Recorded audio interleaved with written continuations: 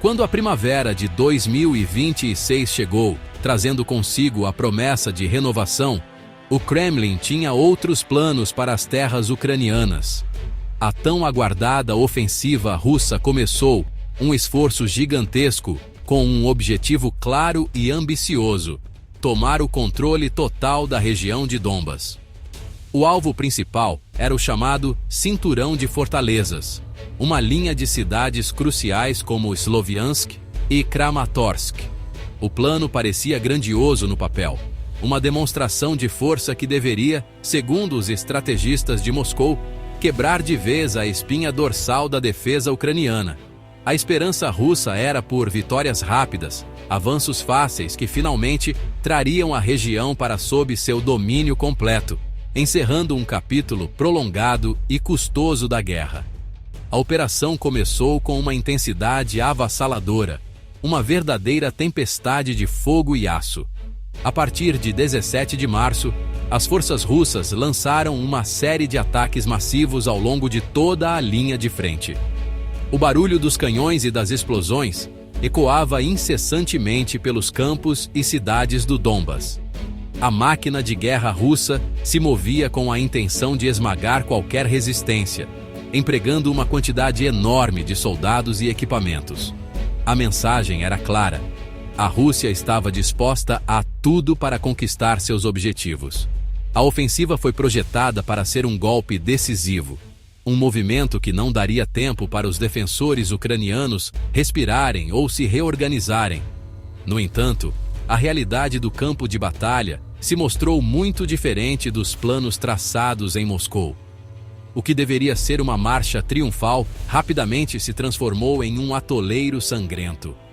A liderança russa esperava que a pura força do número de ataques, mais de 150 por dia em alguns momentos, seria suficiente para romper as linhas inimigas. Eles acreditavam que a pressão contínua forçaria os ucranianos a recuar, abrindo caminho para o avanço.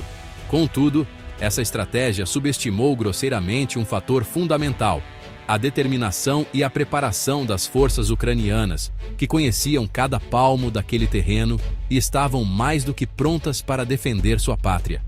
Assim, o que começou como uma demonstração de poderio militar russo, logo revelou suas primeiras e profundas rachaduras.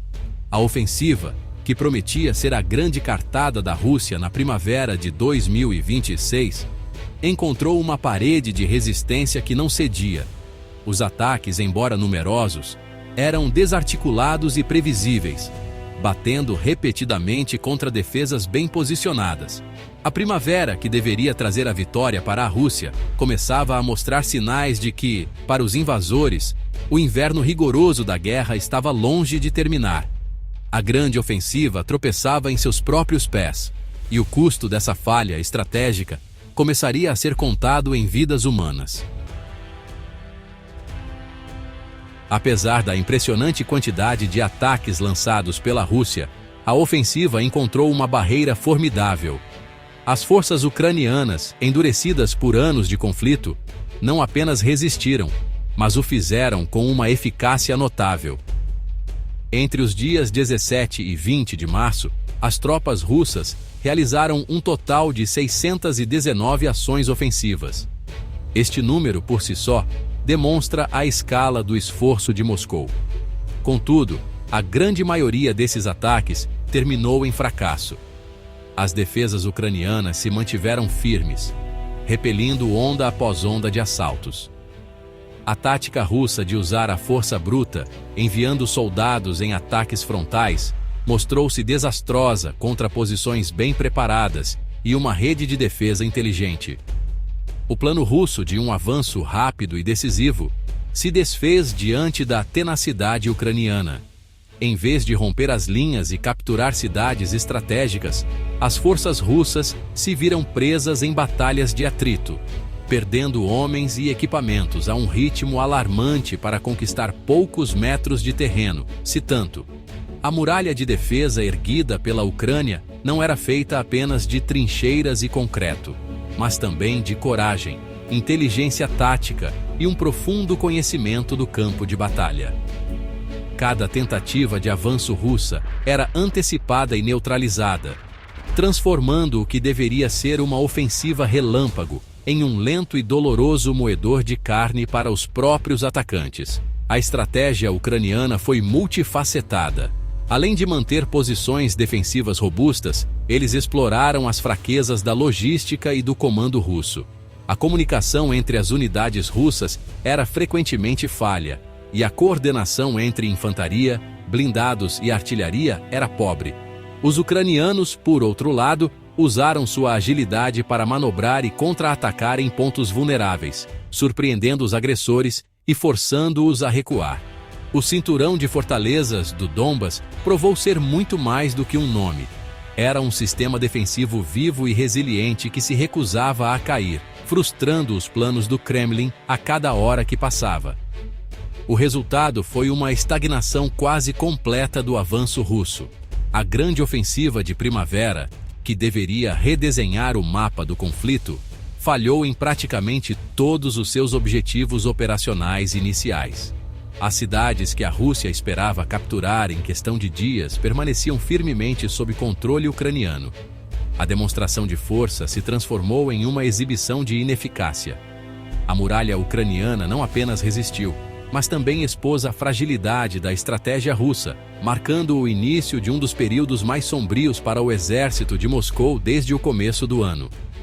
A primavera não floresceu para os invasores. Em vez disso, eles encontraram um paredão de aço e vontade. O custo do fracasso russo não foi medido apenas em objetivos não alcançados, mas, de forma trágica, em vidas humanas. O dia 17 de março de 2026 entrou para a história sombria desta guerra como o dia mais mortal do ano para as forças russas. Nesse único dia, um número chocante de 1.710 soldados russos foram mortos ou gravemente feridos.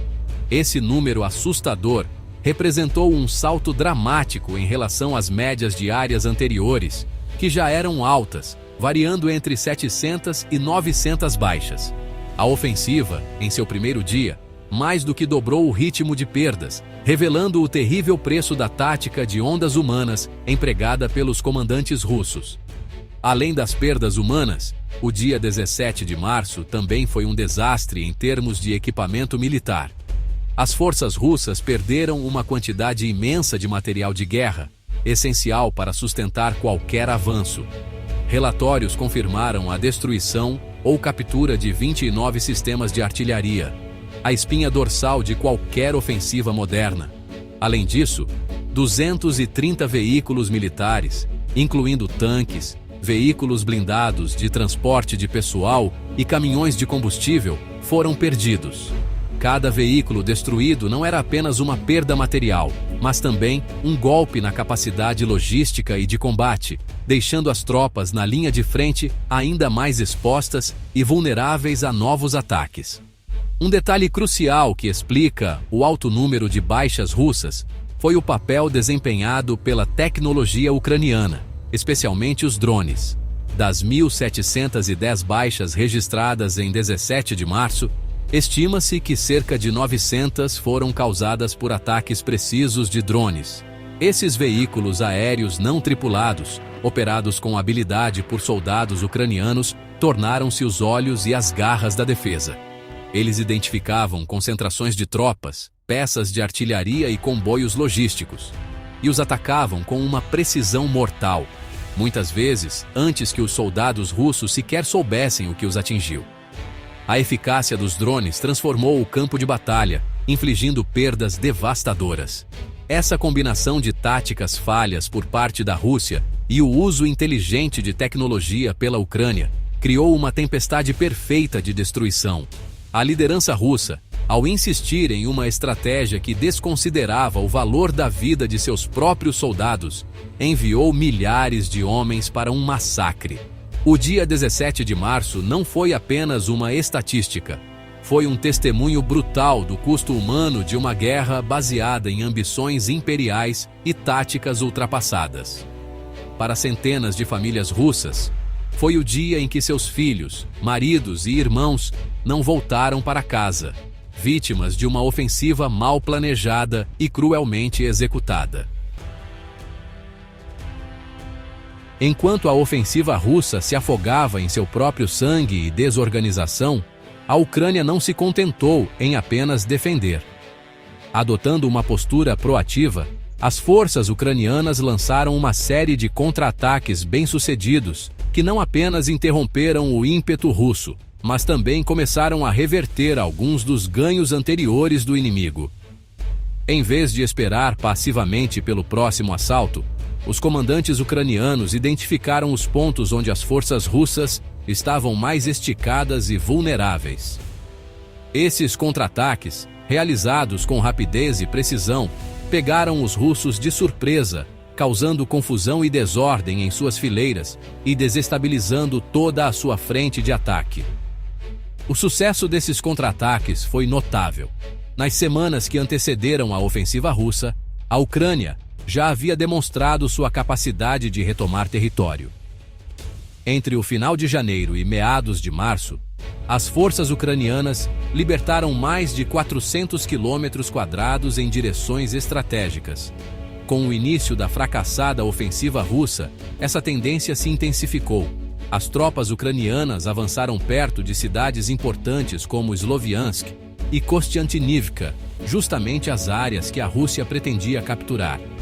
Esse movimento não apenas aliviou a pressão sobre os defensores, mas também colocou os próprios atacantes russos na defensiva, uma reviravolta que surpreendeu o Kremlin.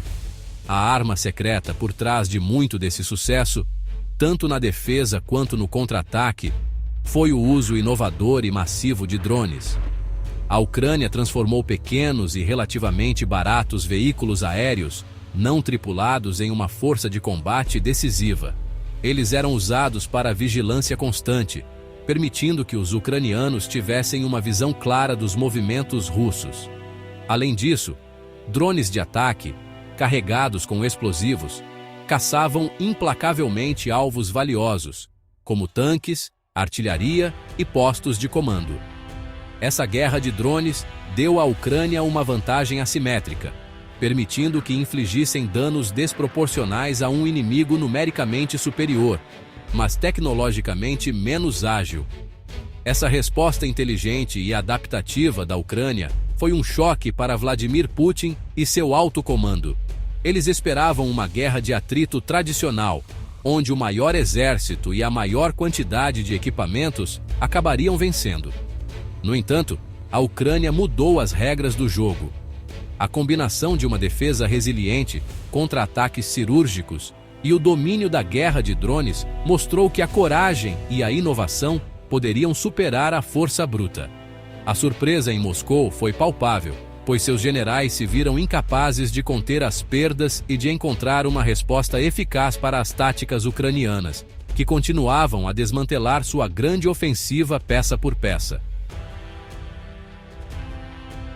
O desastre do dia 17 de março não foi um evento isolado, mas o início de um período de perdas sem precedentes para o exército russo. Nos dias que se seguiram, o número de baixas continuou a crescer a um ritmo vertiginoso.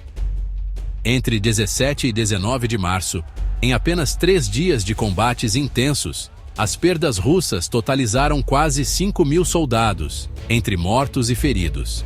Esse número, equivalente a quase dizimar várias brigadas, evidencia a ferocidade da resistência ucraniana e a completa falha da estratégia russa. Cada dia da ofensiva trazia mais notícias de unidades dizimadas e hospitais de campanha sobrecarregados muito além da capacidade. Ao final da primeira semana, o quadro era ainda mais sombrio.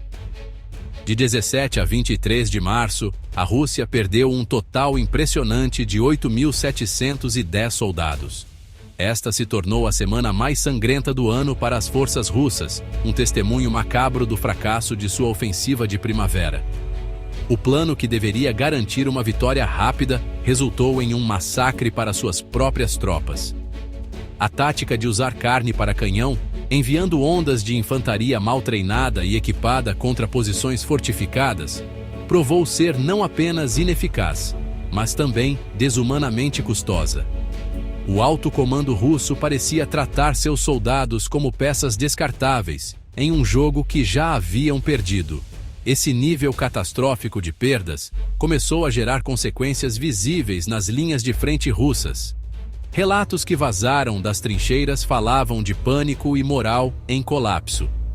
Unidades inteiras se recusavam a avançar, sabendo que estavam sendo enviadas para uma morte certa. Em alguns setores, tropas russas simplesmente abandonaram suas posições e recuaram em desordem diante dos contra-ataques ucranianos. A confiança nos comandantes desapareceu, substituída por medo e ressentimento. A ofensiva, que deveria projetar força, acabou expondo a profunda crise interna e a quebra de disciplina dentro do exército russo. A falha tática era evidente para todos, exceto, talvez, para os mais altos escalões do Kremlin. A insistência em assaltos frontais contra defesas preparadas, sem apoio aéreo ou de artilharia adequado, era uma receita para o desastre. Os soldados no terreno pagaram o preço pela arrogância e incompetência de seus generais. A semana que começou com a promessa de glória para a Rússia terminou em um banho de sangue e humilhação. A ofensiva de primavera não apenas falhou em seus objetivos, mas também infligiu uma ferida profunda no exército russo. Uma ferida cujas cicatrizes, tanto físicas quanto psicológicas, levarão muito tempo para curar. Ao final de março de 2026, o veredito era claro e inegável. A grande ofensiva de primavera da Rússia havia fracassado de forma espetacular. Os objetivos ambiciosos de capturar o cinturão de fortalezas de Donbas e quebrar a resistência ucraniana não foram alcançados. Pelo contrário, as forças russas se viram enfraquecidas, desmoralizadas e, em muitas áreas, empurradas para trás. A Ucrânia não apenas resistiu à tempestade, mas também emergiu mais forte, retomando territórios e demonstrando uma resiliência que continuava a surpreender o mundo. O plano de Moscou, baseado em força bruta e excesso de confiança, colidiu com a parede da realidade e se despedaçou. O sofrimento causado por esta ofensiva falha foi imenso, especialmente para o povo russo. Milhares de famílias perderam seus entes queridos em uma guerra que muitos mal compreendiam. Os soldados enviados para o fronte pagaram com suas vidas pela ambição de seus líderes. Esta tragédia humana ressalta a futilidade de buscar conquistas territoriais à força em pleno século XXI. A guerra, que já se arrastava por anos, provou mais uma vez que não há vitórias fáceis e que o caminho da violência só leva a mais dor, mais destruição e mais perdas para todos os lados envolvidos no conflito. Apesar da escuridão da guerra, o fracasso desta ofensiva traz consigo um vislumbre de esperança. A demonstração de que a agressão militar não pode triunfar sobre a vontade de um povo de ser livre fortalece a busca por uma solução pacífica. Cada ataque repelido, cada metro de terra defendido, é um argumento a mais para que as armas se calem e a diplomacia prevaleça. A resistência ucraniana não é apenas uma luta por sua própria soberania, mas um lembrete para o mundo inteiro do valor da liberdade e da importância de se opor à tirania. Agora, mais do que nunca, o desejo pela paz ecoa mais forte. O fim desta guerra não virá através de mais batalhas e mais mortes, mas através do diálogo, do respeito e do reconhecimento de que a convivência pacífica é o único caminho sustentável. Que o sacrifício de tantos não seja em vão. Que a primavera que foi roubada pela guerra possa, um dia, retornar a estas terras, não com o som de bombas, mas com a promessa de reconstrução, reconciliação e uma paz duradoura para a Ucrânia e para todo o mundo. A esperança é que a razão finalmente prevaleça sobre a força.